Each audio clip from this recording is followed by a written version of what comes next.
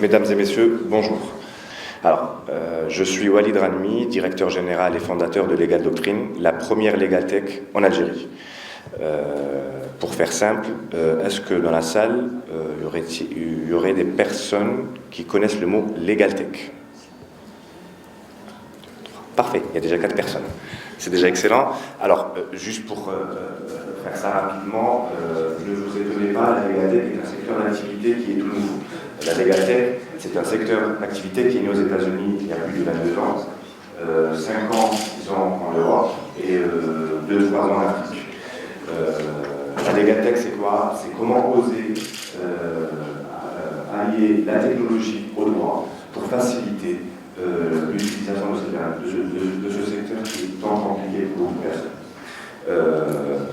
Donc la Legal Tech, généralement, c'est un secteur qui touche à l'accès au droit, à automatiser les formalités juridiques et à automatiser certains services qui deviennent compliqués chaque jour. Vous avez de grandes startups aujourd'hui qui ont émergé aux États-Unis, en Europe, telles que la digitalisation des contrats. Vous avez des grandes startups aussi dans le monde qui mettent les relations, qui mettent en ligne la relation entreprise-institution et comment trouver un avocat spécialisé et plus rapidement. Legal Doctrine est une start-up algérienne qui est née et qui a été lancée en février 2018, donc on est tout jeune. C'est une start-up qui a été lancée par moi-même, mais aujourd'hui on est passé, et on est très fiers, de 0 collaborateurs en février 2018 à 42 collaborateurs à ce jour. C'est une entreprise qui est partie très vite. Et je vais vous expliquer rapidement ce que représente Legal Doctrine. Donc Legal Doctrine, c'est une plateforme qui regroupe toute l'information juridique nécessaire dans une même plateforme.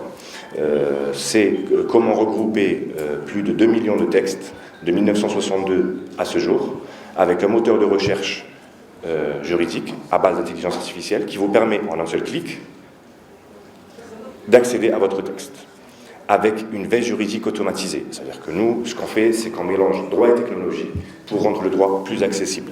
Il y a un grand débat dans le monde qui s'appelle le principe d'Open Law, comment faciliter l'accès à l'information. L'Open Law est un débat qui reste quand même multisectoriel. Beaucoup de personnes aujourd'hui refusent et refutent la difficulté de l'accès au droit. Ce n'est pas un problème lié à l'Algérie ou en Afrique.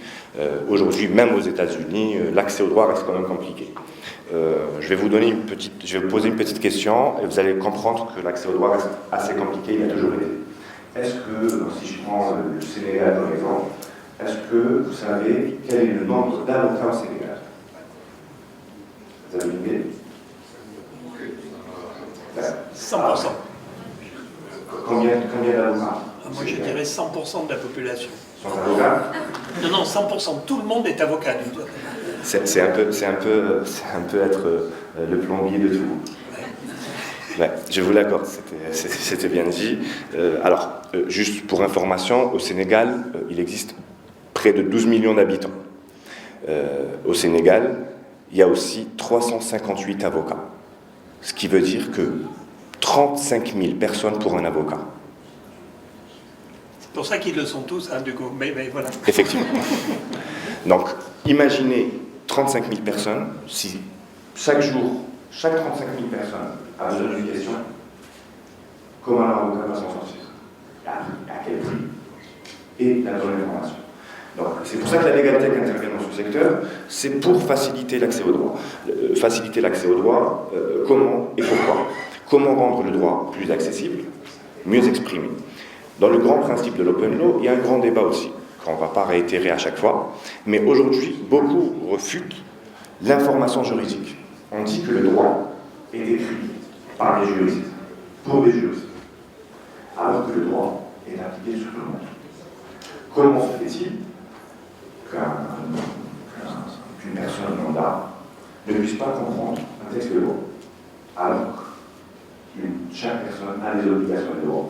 Donc ça, c'est un débat éternel, c'est pas moi qui vais la résoudre aujourd'hui, mais on essaye de perfectionner cette problématique. Donc, Legal Doctrine, ce qu'on a fait, c'est que comment regrouper plus de 2 millions de textes, donc loi, articles, décrets, arrêtés, ordonnances et circulaires, de 1962 à ce jour, comment les numériser, les rendre en HTML, pour permettre à un moteur de recherche puissant de vous donner votre texte, ses modifications, les circulaires d'application qui le complètent et la jurisprudence.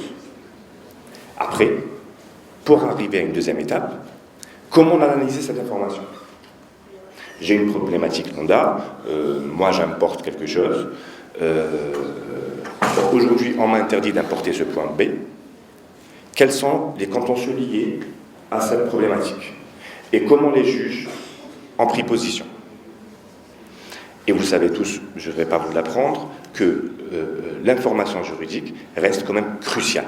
Je suis entrepreneur, je dois avoir une visibilité sur ce qui se passe et ce qui va se passer. Pourquoi? Parce qu'aujourd'hui, les entreprises ont un monde qui va très très vite. On travaille aujourd'hui, mais on réfléchit aussi avant 3 ans, avant 5 ans. Donc si je n'ai pas de visibilité, ça reste quand même une problématique.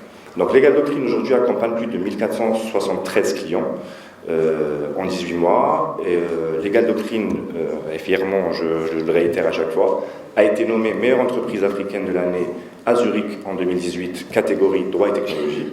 Et encore une fois, à Tunis, il y a quelques jours, meilleure entreprise africaine de l'année en moteur de recherche.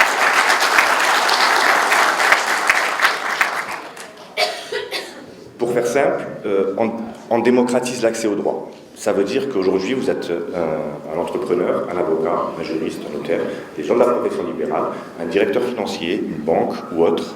Vous êtes un start-upper ou un étudiant. Comment, avec Legal Doctrine, vous pouvez avoir accès à l'information? C'est ce qu'on fait de mieux. Aujourd'hui, 42 collaborateurs travaillent jour et nuit pour trouver les solutions.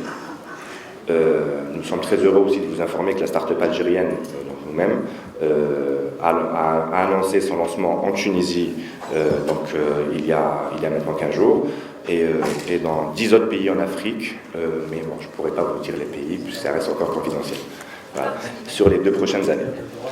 L'objectif, c'est de rendre le droit plus accessible, puisqu'aujourd'hui, on voit que le continent africain est un continent qui attire beaucoup les investisseurs étrangers, encore plus là maintenant, et comment accompagner les acteurs locaux dans leur développement. Pourquoi la Legal Tech est importante, tel que le principe de la FinTech? Car aujourd'hui, la Legal Tech permet à de grandes banques d'automatiser et de sécuriser leurs contrats. Qui a déjà travaillé sur un contrat durant n'importe quel contrat? Excellent. Vous avez remarqué que quand on travaille sur un contrat, on a l'habitude, le plus important dans un contrat, c'est les clauses. Vous avez remarqué que on est très invité à travailler sur un contrat et parfois on le répète pour la même problématique, pour la même signature d'un autre aspect. Je signe avec un client A, si c'est le même client, je répète le contrat. Vous avez remarqué le gros travail que fournit la personne pour refaire et vérifier qu'elle n'a rien oublié de l'autre personne. En vrai, ça, ce n'est pas le travail, ce n'est pas votre travail. Le travail que fait par l'humain est dans la réflexion. C'est comme dans la recherche juridique. Aujourd'hui, avec une étude réalisée par un soin, c'était en février 2018, en Algérie, une personne met entre 2 heures et 1 semaine pour trouver le bon texte. Après, ça dépend des secteurs. Aujourd'hui, en Algérie, il n'y a que 9% du droit qui est en ligne. Et je vous informe que 9% de droit en ligne, c'est quand même bien. Aujourd'hui, en France, il n'y a que 7% en ligne. Quand je dis 7% du droit, ce n'est pas que les textes de loi arrêtés et décrits, c'est aussi la jurisprudence. Ce qu'on fait, nous, aujourd'hui, c'est comment analyser la jurisprudence pour la rendre pertinente et d'accompagner les personnes dans leur pouvoir de décision. Je m'exprime plus simplement. La Legal Tech, aujourd'hui, elle permet à vous minimiser le temps que vous avez l'habitude de perdre dans la recherche, parce qu'aujourd'hui, vous faites de la recherche juridique, et je pense que tout le monde en fait. Ce n'est pas normal de perdre autant de temps dans la recherche. Car, même si je perds 2 jours à trouver tout le texte, c'est de l'eau perdu. L'eau. Et c'est là où le vrai travail commence, parce que c'est à partir du moment où on trouve les textes qu'on commence à les analyser. Donc nous, aujourd'hui, avec un moteur de recherche et notre veille juridique automatisée, quand je dis veille juridique automatisée, c'est-à-dire que si vous êtes abonné chez Legaldocrine, vous recevez à chaque modification un mail vous informant de la modification de texte. C'est-à-dire que dans votre moteur de recherche, vous aurez l'accès au texte, ses modifications et des circulaires, s'il y a, ou des notes, ou de la jurisprudence. Donc, comment rendre le droit accessible? C'est aussi un secteur de la LegalTech, et c'est ce qu'on fait de mieux avec Legaldocrine. Mais la LegalTech sécurise aussi les transactions financières. Comment la LegalTech touche aussi à la FinTech? Car le droit aujourd'hui, et depuis toujours, touche à tous les secteurs. Aujourd'hui, je veux faire une transaction. Comment je peux être sûr que mon contrat est sécurisé? Eh bien, la LegalTech, pas encore en Algérie, mais se met aussi à la blockchain. Ça veut dire que vous avez remarqué que dans un contrat, initialement, il y a un contrat principal. Avec les années, on peut avoir des avenants. Si aujourd'hui, je signe un contrat avec la COSA, et ce contrat a une date limite, comment je peux être informé? Parce qu'en fait, laisser à l'humain l'information de ce contrat se finalise le 31 août, s'il n'y a pas de modification, ben en fait on perd le contrat ou autre. Je dis juste des bêtises, juste pour que ce soit plus facile à comprendre. Et bien, si je n'ai pas un outil qui m'informe, une notification, comme le mot est très général, si je n'ai pas cette notification, comment je vais me rendre compte? Parce qu'aujourd'hui, quand on est une entreprise et on a 50, 60 contrats par an, dites-moi, en 5 années de travail, comment une personne peut être aussi assidue sur ces informations. Aujourd'hui, on utilise aussi dans les contrats, aux États-Unis, en Europe, plus précisément, l'automatisation des clauses juridiques. Ça veut dire, moi je signe un contrat en avec la clause et je veux rajouter des clauses. Ben, en fait, par rapport au droit, les clauses sont créées et sont figées. Ça veut dire que moi je vais vendre à la clause. Alors, l'algorithme va dire COSOL, entreprise étatique, marché public. Donc, tac, tac, tac, tac, tac. Voilà les clauses. Ça, on ne peut pas les modifier. Et il faudra après les clauses, c'est quand même un échange commercial qu'il faut aussi gérer. Donc, la LegalTech, c'est un peu ça. Legaldocrine travaille essentiellement dans l'accès au droit. Et aujourd'hui, je suis très honoré, comme je l'avais promis à M. Bellard, de vous annoncer le lancement de notre 2e plateforme. Cette plateforme sera disponible en ligne la semaine prochaine, et cette plateforme s'appellera LegalSlate, la première plateforme de traduction juridique et financière sur la région MENA. Donc, voilà.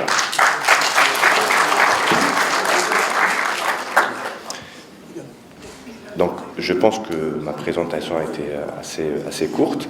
Je reste quand même à l'écoute, si vous permettez, si vous avez des questions.